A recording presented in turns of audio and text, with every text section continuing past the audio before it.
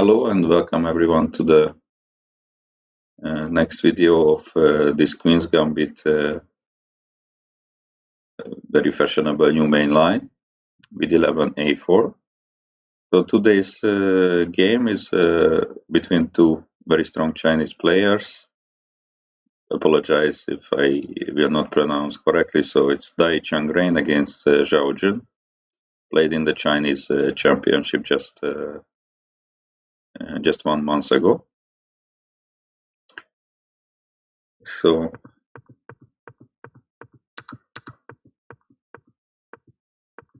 we start with this already very familiar moves for us, knight bd7 and a4.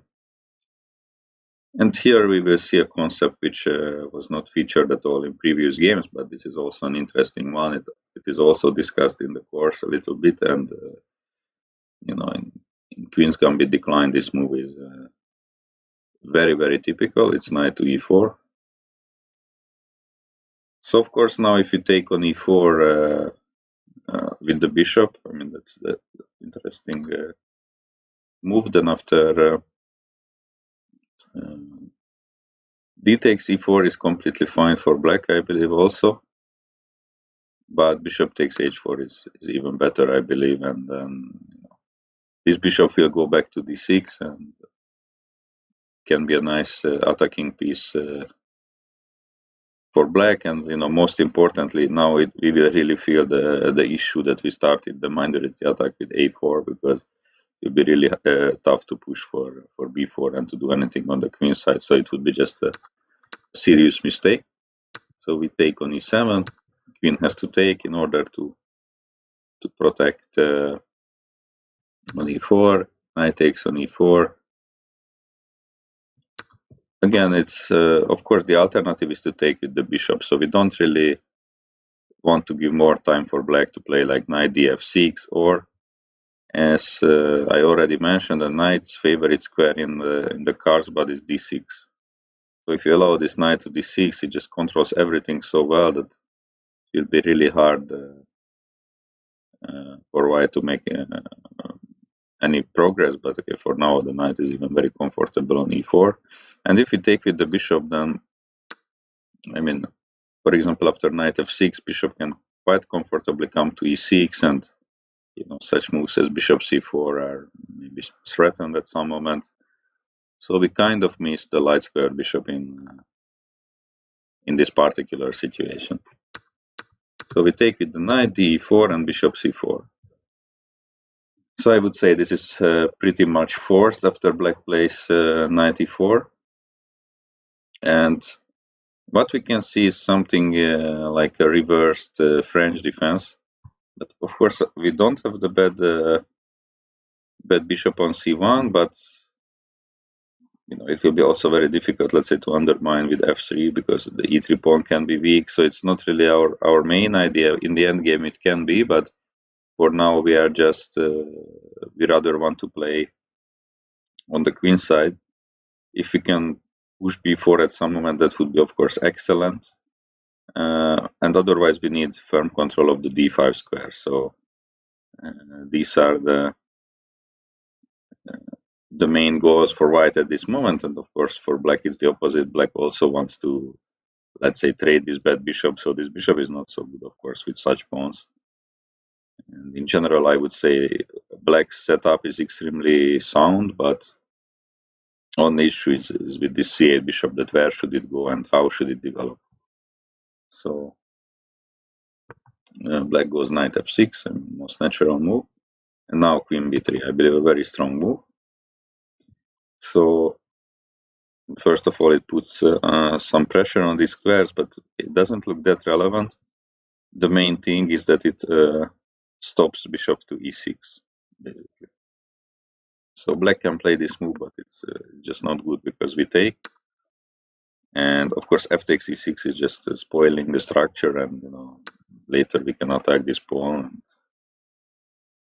This is just very bad for black.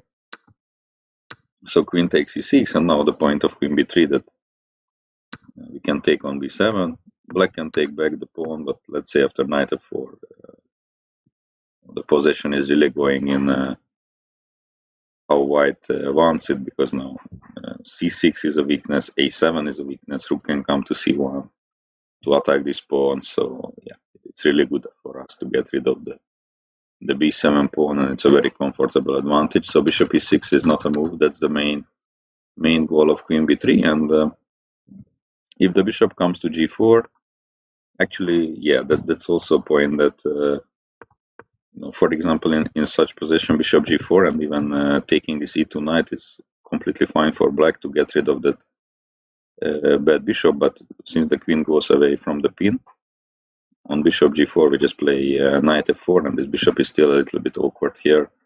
Next move can be h3, and again, it's not completely clear where this bishop should go. And okay, maybe I should mention also some tactical idea like knight to g6 because of the pin, and then some knight e5. So in this way we can put our knight to e5 and put some bigger pressure on f7. That's also some idea. So if these squares are not working, of course bishop d7 also allows queen takes b7, which that is the very important pawn for black, so doesn't want that. So there is one square remaining for the bishop, and that is f5. And this was played in the game with the idea of playing rook to d8. Sorry, rook to d8, and then if needed, maybe the bishop can even go back to c8 with a very solid position. And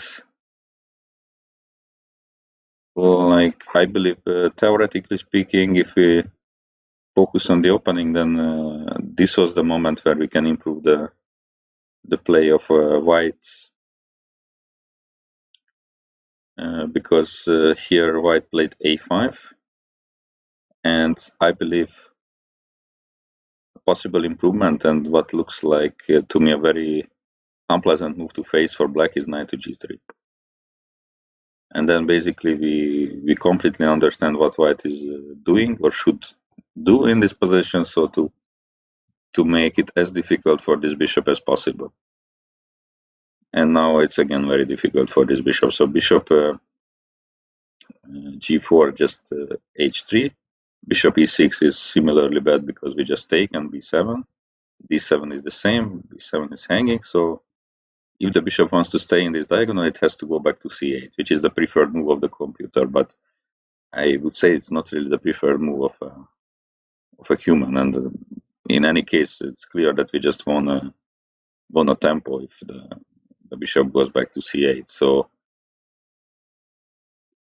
it's a tough move, and okay, we can continue here with h3, just a useful move to stop bishop g4 in any time and open back rank, or play a5, for example, also normal. In any case, I would say white has a pleasant advantage, and our goal is to play queen a3 at some moment, offer the trade of queens, and if not, then push the pawn to b4 and play on the queen side. So I looked at bishop to g6, and here once again queen a3 is the logical move. So if we would play a5 here, I believe then a6, and even though this is like basically one pawn is kind of doing a lot of good things on the queen side, so black of course cannot really do anything there, even though he has an extra pawn but the problem is that it's really tough to use those weak squares. I mean, the knight is just very far away, and black is super solid in such positions. So we really would need some minor piece to put on c5 or b6. I mean, we can put the queen, but queen is not really doing that much of a damage. Of course, we have ideas like rook a4, rook b4, but I'm not that impressed. So let's say, for example, rook a4, I just maybe play rook d8, and if rook b4, then rook d7, very comfortably protecting. And yeah, this is just one idea for black. It looks pretty solid. So I would rather offer queen a3. So if black is not trading the queens but moves it somewhere, then we play with b4 and b5. And if black takes and plays a5, so very logical stopping b4, then we play rook b1. And this endgame looks pretty one-sided, so to say. So like, I'm not saying black is much worse here, but it's very likely that the game will end with a white victory or a draw here. Only we can do something on the queen side, and the whole point of inserting this knight g3 that the bishop is sidelined here. So the bishop would be, let's imagine without inserting knight g3, the bishop just go to e6. I would say that's an equal position, so there is not much for white in that case if this bishop can do anything basically, but it cannot do right now. So we play b4, trade, rook b3, probably putting some pressure. We can bring the king and keep this bishop sidelined is what could give us hopes to win this position. So objectively, I believe this would have been the best, and yeah, it's not illogical at all. So white played a3 and a5, and then rook d8. And yeah, here unfortunately knight g3 doesn't make that much of a sense anymore because the bishop is kind of comfortable on c8 if it's not closing the rook out from the game. So it already feels like our chance to get an opening advantage are gone. So white played queen a3, and of course black is not trading. So after a trade, we should not forget that even though the bishop is in the game, we managed to play a5, and that means that we can put some pressure on the b file, or maybe bring the knight over at some moment. So it's still, without queens, it's always a little bit better for white at least. But black correctly keeps queens on the board, queen to c5 and a6, knight to c3, and white is also playing logically. So again, these two squares are weak, so the knight, if can come to a4 at some moment, it would be great. Also controlling the d5 square is important. Black played bishop e6 and b3. Nice waiting move, so if anything else, black can just take, and if the queen takes, knight comes to d5, and black has zero problems in that position. He can already think about take over the initiative even. But b3 is nice because if black would take, then bc, and these pawns are very strong controlling d5. We will double or maybe even attack with the third piece on b7. This is awful for black, so he cannot take like this. And so far, I would say black's play was perfect, and one more move and one more precise move, and white really has nothing. But actually, black went, I would say, very slightly wrong in this position, because white has one semi-dangerous idea remaining, and that is to play. Let me try this. A rook a4, rook b4, and then some queen a7, and to attack b7 pawn. Maybe even later joining by, so once the rook is on b4, knight a4, knight c5. So that's the basically only way to try to break black's position. And black played bishop d5, which allows this plan. But there was this very nice move, knight d5. And after this, there is not much for white. So first of all, this is hanging with the tempo. The knight is controlling b4, so the rook is not coming there anytime soon. And it requires a reaction now from white. If we take with the bishop, this looks like a good knight versus bad bishop, but actually this bad bishop is a super dangerous piece. So, for example, if white plays something like knight a4, it's already like bishop g4.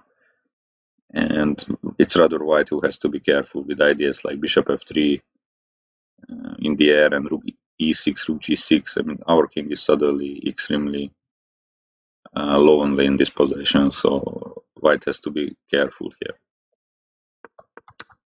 So this is not good, and of course the tactical point is that this knight d5 leaves e4, hanging for a second, but the knight takes e3 is strong, and using the X-ray on the e4 knight provides black a very good game.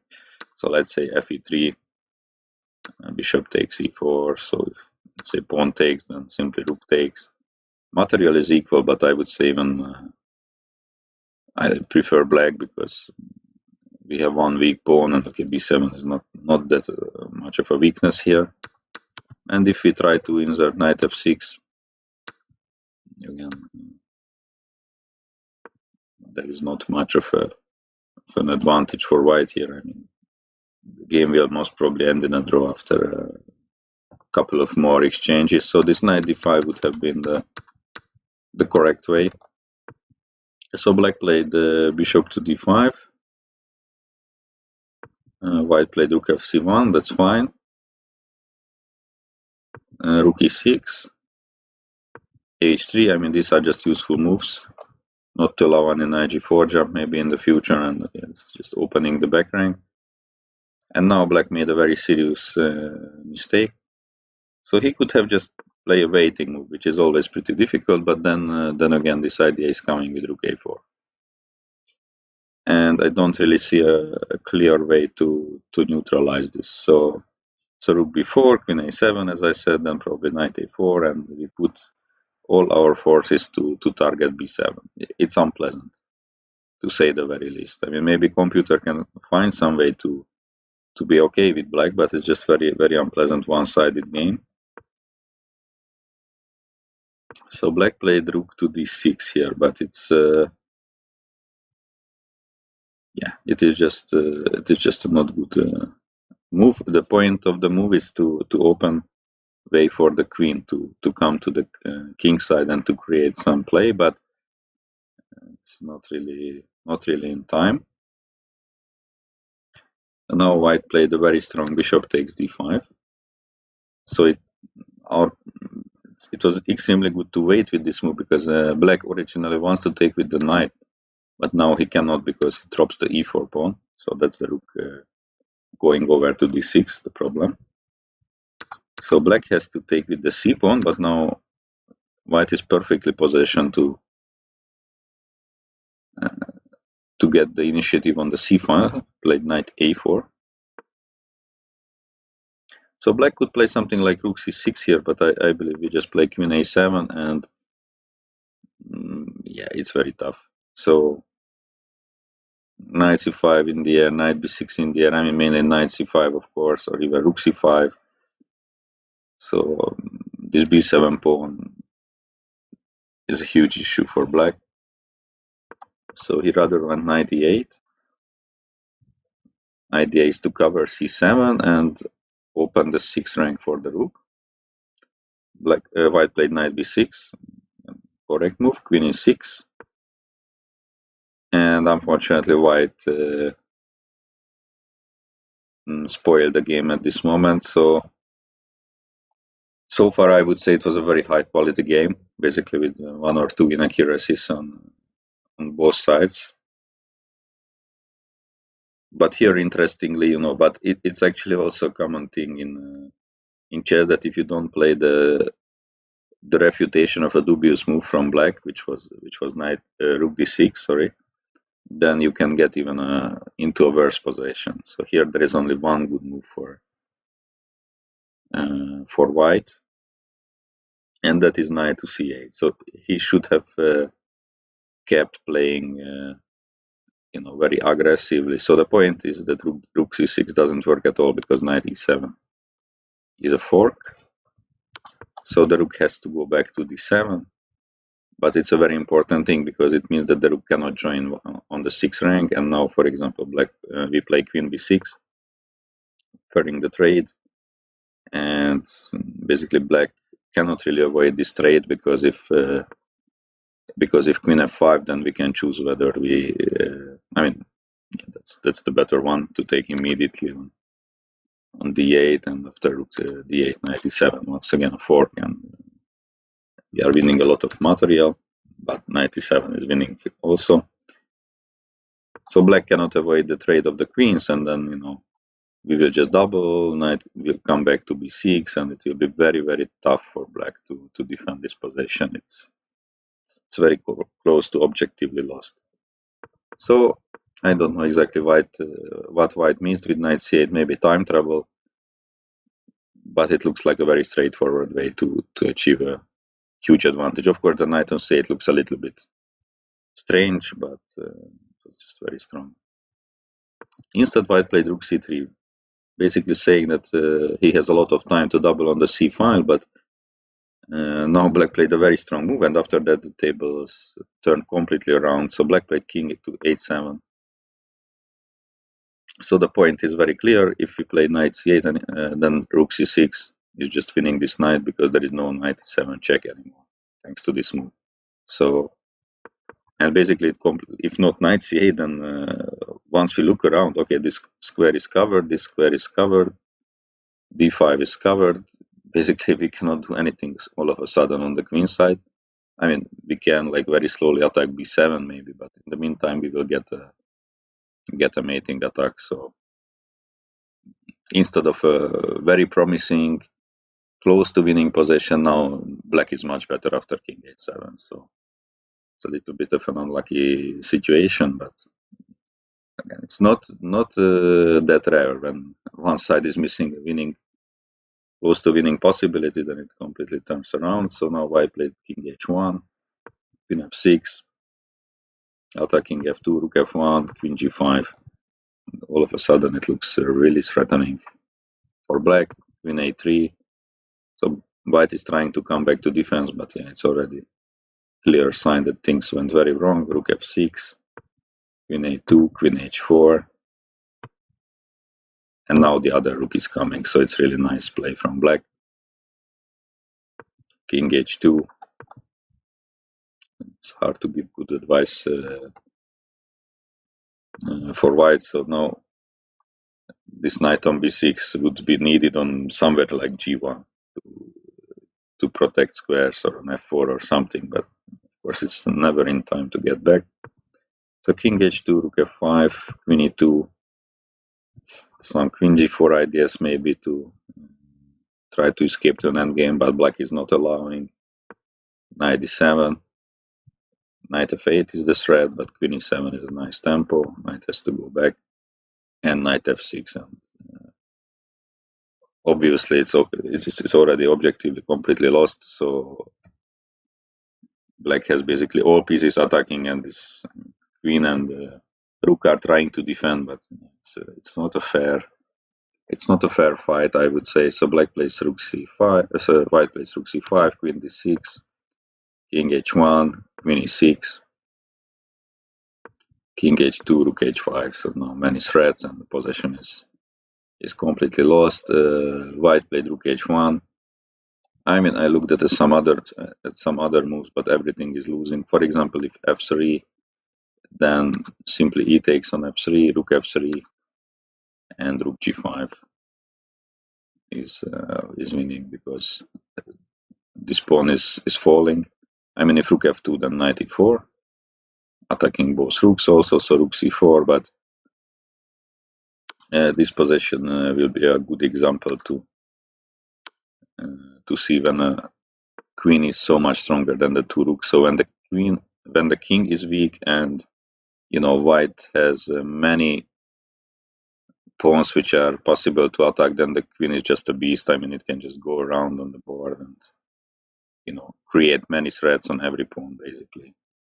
This is so hopeless for white that of course he did not want to play this position. And on f4 there is a spectacular way, rook takes on g2.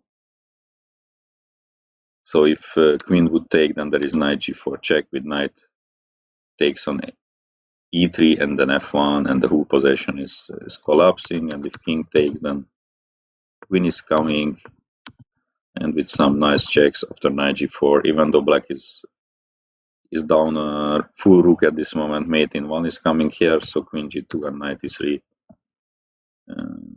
Similar to the previous line, I mean, this queen h1 or queen g4 is unstoppable. f4 was also not helping. White played rook h1, which is losing on the spot. Strangely enough, black did not play the straightaway winning move in this position, maybe because of time trouble, but okay, many moves are winning, but I mean, rook takes h3, you don't really need better than this one. Pawn take, there is simply queen d6.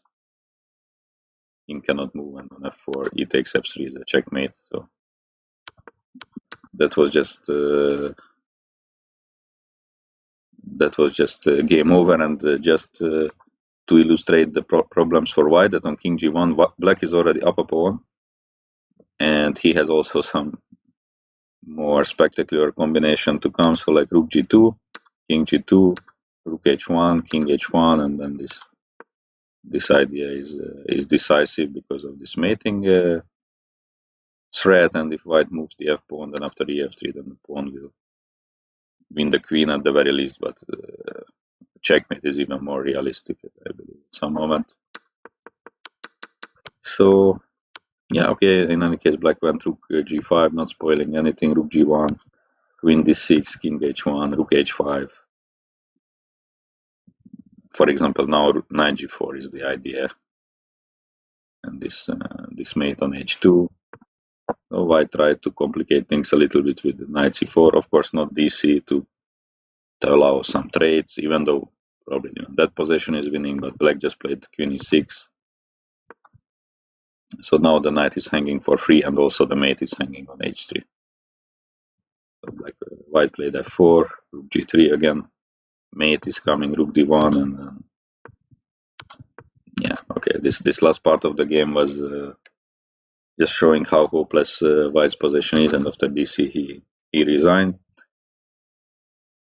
Overall, I would say again a pretty good game from white up to this moment, when he reached this very promising position. And after knight c8, I would say that he's really close to win, but he missed this opportunity. And if we return to the opening, I believe it's good to remember for this idea that after bishop f5, knight g3, and to play against this bishop is a key in this particular variation that can give the opening advantage for white. All right, so I believe for a while this was the last Queen's Gambit decline video, and in the future I am planning to go ahead with the King's Indian for a few videos. Of course, I have to do some research to find some good games to show, and then that will be the next topic of the channel. So for now, just thanks for watching, and hope you liked the video.